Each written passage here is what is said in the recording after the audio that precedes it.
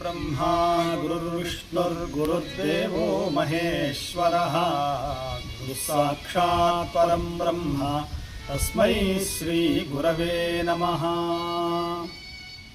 మనం గురువు అనేటువంటి మహానుభావుని సేవించి తీరాలి. గురువు యొక్క అనుగ్రహం లేకుండా ఏ పని కాదాలి. ప్రతి ఒక్కళ్ళకి గురువు అనేటువంటి వాడు ఉంటాడు. గురువు లేకుండా ఎవడు కూడా పెద్దవాడు కాలేడు, సమాజంలో గుర్తింపు పొందలేడు. కాబట్టి దేవుడు ఉన్నాడా లేడా అనేది తర్వాత గురువు అనేటువంటి వాడు సాక్షాత్తుగా భగవత్ స్వరూపుడే.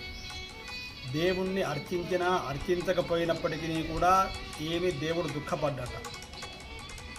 ఎవరైతే గురువు ద్వారా అభ్యాసాన్ని పొంది జ్ఞానాన్ని పొంది గురువుని సేవించకుండా ఉంటాడో వాడి కంటే అతి పాతాత్మకుడైనటువంటి వాడు ఇంకొకడు లేడు.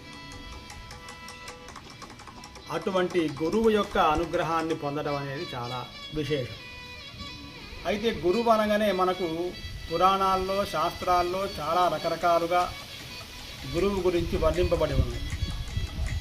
గురుర్ బ్రహ్మ, గురుర్ విష్ణు, గురుర్దేవో మహేశ్వర, గురు సాక్షాత్ పరబ్రహ్మ అనేటువంటి అర్థాలు మనకు కనిపించినప్పటికీ కూడా గురువు అంటే బేసిక్గా అర్థం ఏమిటంటే అంటే మూడు మూర్తుల యొక్క స్వరూపం. మనకు మూడు మూర్తుల యొక్క స్వరూపం అంటే ఇక్కడ గమ్మత్తు, మనకు పురాణంలో కృతయుగాది యుగాలలో మనకు దత్తాత్రేయ స్వామి మనకు కనిపిస్తాడు. కేవలంగా గురుమూర్తి అనగానే దత్తాత్రేయ స్వామి అని అనుకుంటాం, కానీ ఇంకా ఇద్దరు కూడా ఉన్నారట ఈ మూడు ఆకృతుల్లో ఉండేటువంటి వాళ్ళలో. ఆయన ముందు చెప్తే హరిహర బ్రహ్మాత్మక స్వరూపమైనటువంటి హిరణ్య గర్భ స్వరూపమైనటువంటి ఆదిత్య మండలం ఏదైతే ఉందో, ఉదయం బ్రహ్మస్వరూపం, మధ్యాహ్నం మహేశ్వరం, హస్తకాలే స్వయం విష్ణు అని సూర్యనారాయణ స్వామిని కూడా మూడు మూర్తుల్లో ఉండేటువంటి గురుస్వరూపంగా భావించేటువంటి విధానం మనకు ఉంది. దీన్నే ఆదిత్యము అనేటువంటి విధానంగా మనం ఆరు ఉండేటువంటి అవి పంచాయతనంలో ముందు ఆదిత్యం అనేటువంటిదే చాలా ప్రధానమైనటువంటిది. ఈ ఆదిత్యము కూడా మూడు మూర్తుల యొక్క స్వరూపాన్ని, అంటే గురువు పూజా మహోత్సవం అంటే కేవలంగా గురువుల్ని స్మరించడం అనేది కాకుండా జగద్గురువైనటువంటి సూర్యనారాయణ స్వామిని కూడా ఆదిత్యగతం తేజ, ఏదైతే ఆదిత్యగతమైనటువంటి తేజం ఉందో ఆ తేజస్సు నాదే, తేజసామస్మి చేతనాం, తేజస్వినామహం అనేటువంటి విధానంగా ఆ హరిహర బ్రహ్మాత్మక స్వరూపమైనటువంటి వాడు సూర్యనారాయణ స్వామి రెండవ వాడు, దత్తాత్రేయ స్వామి వారు మొదటివాడు. ఇంకా మూడవ అవతారం ఎవరైతే ఉన్నారండి అంటే వ్యాసుడు. ఆ చతుర్వదనో బ్రహ్మ ద్విబాహుడు అపరో హరి అపాలలోచన శంభు భగవాన్ బాదరాయణ. ఈ బాదరాయణ స్వరూపం కూడా వ్యాసుడంటే సాక్షాత్తుగా విష్ణు స్వరూపమే కాదండి, ఆయన ముగ్గురు యొక్క స్వరూపాలు అని ఈ యొక్క వచనం మనకు చెబుతుంది. కాబట్టి గురువు అనేటువంటి స్వరూపంలో మనం ఆర్ష సంప్రదాయంలో పూజించేటువంటి విధానంలో వ్యాసుడు, సూర్యనారాయణ స్వామి మరియు దత్తాత్రేయ స్వామి అనేటువంటి వాళ్ళు ముగ్గురు కూడా మనకు ప్రసిద్ధం కనిపిస్తున్నారు.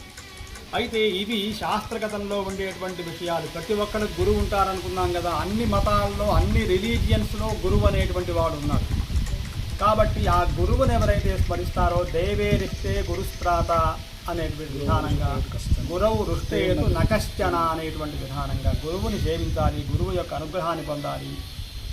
ఆ గురువు యొక్క అనుగ్రహం పొందటంతో ఎటువంటి మహత్తరం అండి అంటే అది చాలా రకరకాలుగా చెప్పారు. అటువంటి గురువు యొక్క అనుగ్రహాన్ని అందరం పొంది మనం గురువు యొక్క ప్రసాదాన్ని తీసుకోవాలి, గురువు యొక్క అనుగ్రహాన్ని పొందాలి. ఆయన పాదోదకం, గురు పాదోదకం పీత్వా పునర్జన్మన విద్యతే. గురువు యొక్క పాదోదకాన్ని తీసుకున్నట్లయితే, అంటే పాదోదకం అండి అంటే కేవలం ఏదో విగ్రహానికి నీళ్లు పోసి తాగడం అనేది అందరికీ సాధ్యమయ్యేటువంటి విషయమే. కానీ నిజంగా పాదాలు కడిగి నీళ్లు తాగేటువంటి వాళ్ళు ఎంతమంది ఉన్నారు? వాళ్ళ ఉపదేశాన్ని పాటించారు. ఆ ఉపదేశాన్ని పాటించేటువంటి వాళ్ళు ఎంతమంది? కేవలంగా వాక్యాలు చెప్పడం ద్వారా దీనికి లాభం లేదు, ఆచరణ ద్వారా మనకు దీనికి ప్రయోజనం కలిగిస్తున్నట్టు. దీనికి గురు చరిత్ర అనేటువంటిది దాంట్లో మనకు గురువు యొక్క తత్వాన్ని గురించి చాలా విశేషంగా మనకు ఈ యొక్క పాదోదకం తీసుకోవడం ద్వారా, గురువును అనుగ్రహించడం ద్వారా, గురువు యొక్క వాక్యాలు పరిపాలించడం ద్వారా ఏ కామ్యాలు వాళ్ళు సిద్ధించి కేవలంగా వాక్యం చాలు, మంత్రం అవసరం లేదు. అటువంటి గురువు యొక్క అనుగ్రహాన్ని మనం ఆశీర్వచనంగా తీసుకోవాలి, గురు సేవను చేయాలి.